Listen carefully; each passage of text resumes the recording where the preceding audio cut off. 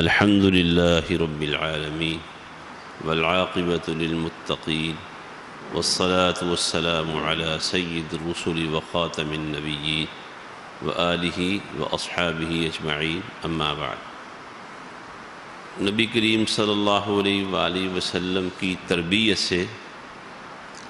صحابہ اکرام رضی اللہ عنہم اجمعین میں جنت میں جانے کا شوق ہمیشہ کروٹیں لیتا رہتا تھا، اور وہ نبی علیہ الصلاۃ والسلام کے ایسے ارشادات کے انتظار میں رہتے تھے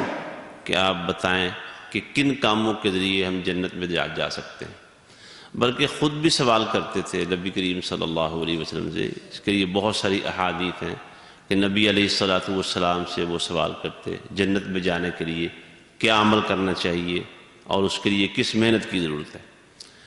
تو ایک حدیث ہے صحیح بخاری میں، سیدنا سہل بن سعد رضی اللہ تعالی عنہ بیان کرتے ہیں کہ رسول اللہ صلی اللہ علیہ وسلم نے اپنے ہاتھ کی، یہ دائیں ہاتھ کی یہ شہادت والی انگلی اور درمیان والی انگلی دونوں کو آپس میں جوڑا اور تھوڑا سا فاصلہ رکھا، تھوڑا سا فاصلہ ڈال کے تو آپ نے فرمایا کہ میں اور یتیم کی کفالت کرنے والا شخص دونوں جنت میں اکٹھے ہوں گے، یعنی ہمسائے ہوں گے ایک دوسرے کے۔ یتیم کی کفالت کرنے والا شخص، نبی علیہ الصلوۃ والسلام نے یتیم کی کفالت کرنے پر جنت کی بشارت سنائی ہے۔ اور اللہ کے نبی علیہ الصلوۃ والسلام جو کہ خود بھی یتیم تھے، تو مکی صورتوں میں آپ غور کریں بہت سارے مقامات پر یتیموں کے ساتھ حسن سلوک کا تذکرہ ہوا ہے۔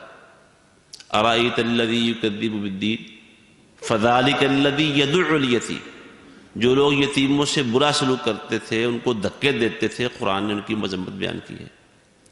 سورہ بلد میں آپ دیکھ لیں،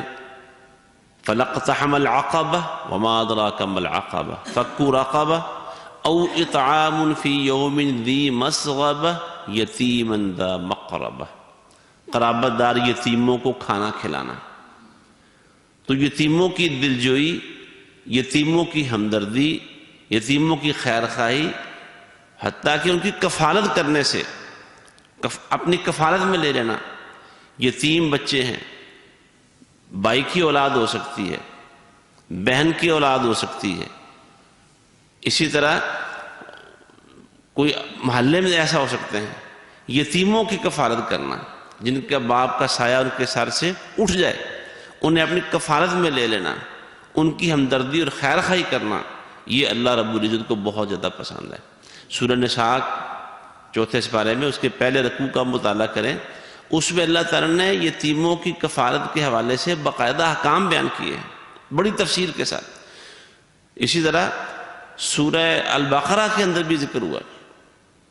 مسئلہ یہ پیدا ہوا کہ جو لوگ یتیموں کو اپنی کفالت میں لے لیتے تھے، ان کا جو کھانا ہے، کیونکہ ان کی کچھ نہ کچھ جائیداد بھی ہوتی تھی، تو گھر میں کھانا کیسے پکایا جائے، اپنے بچوں کے اور اپنے گھر والوں کے کھانے کے ساتھ پکایا جائے یا الگ کھانا پکایا جائے تاکہ آپس میں کوئی حساب کتاب کی خرابی نہ ہو جائے۔ تو صحابہ کرام بڑی احتیاط کرتے تھے، کھانا الگ پکاتے تھے، یتیموں کا کھانا الگ، گھر کا کھانا الگ، اور اس وجہ سے بڑی تکلیف میں تھے۔ تو رسول اللہ صلی اللہ علیہ وسلم سے سلسلے میں سوال ہوا، یسألونک عن الیتامی قل اصلاح لہم خیر،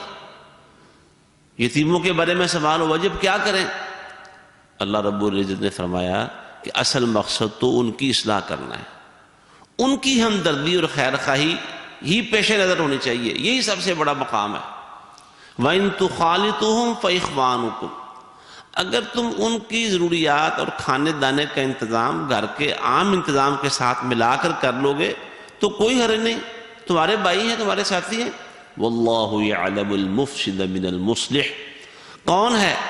جو یتیموں کا مال ہڑپ کرنا چاہتا ہے اور کون ہے جو یتیموں کا ہمدرد اور خیر خواہ ہے، اللہ کو یہ سب باتیں معلوم ہیں۔ تو یتیموں کے سر پر ہاتھ رکھنا، یتیموں کی کفالت کرنا، بلکہ رسول اللہ صلی اللہ علیہ وسلم نے یتیموں کے سروں پر ہاتھ رکھنے کو دلوں کی نرمی کا سبب اور ذریعہ قرار دیا ہے۔ جس کا دل سخت ہو، اس میں نرمی نہ آتی ہو، وہ یتیموں کے سروں پہ ہاتھ پھیرا کرے۔ اور جو لوگ یتیموں کی کفالت کے بہانے ان کی نظر ان کے مال پر ہوتی ہے، ایسے بڑے بڑے بدبخت لوگ موجود ہیں دنیا میں، اور کئی دفعہ معاشرے میں ان کا کردار اور وہ خود لوگ سامنے آتے رہتے ہیں کہ اپنے بھتیجوں یا اور جو بھی لوگ ملیں ان کی یتیمی سے فائدہ اٹھانے کے لیے وہ انہیں اپنی کفالت پہ لے لیتے ہیں اور ان کی جائیدادیں ہڑپ کر جاتے ہیں۔ اللہ سبحانہ و تعالی نے فرمایا ان الذین یأکلون اموال الیتامی ظلما انما یأکلون فی بطونہم نارا،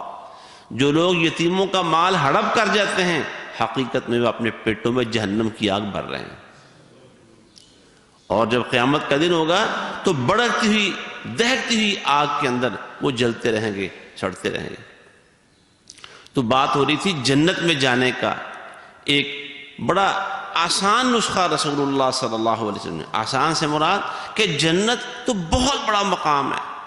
اس کے لیے رسول اللہ صلی اللہ علیہ وسلم نے ایک طریقہ جس میں محنت ہے، احتیاط ہے بڑی، اور بڑی ہمت چاہیے، بڑی طاقت چاہیے، بڑا عزم چاہیے۔ آپ نے فرمایا کہ میں اور یتیم کی کفالت کرنے والے قیامت والے دن جنت میں ایک دوسرے کے ہمسائے ہوں گے۔ یہ اگر کسی کو زندگی میں موقع ملے کسی یتیم کی ہمدردی، خیر خواہی اور کفالت کرنے کا، تو یہ موقع ہاتھ سے ضائع نہیں جانے دینا چاہیے، اگرچہ کام بڑا محنت طلب ہے،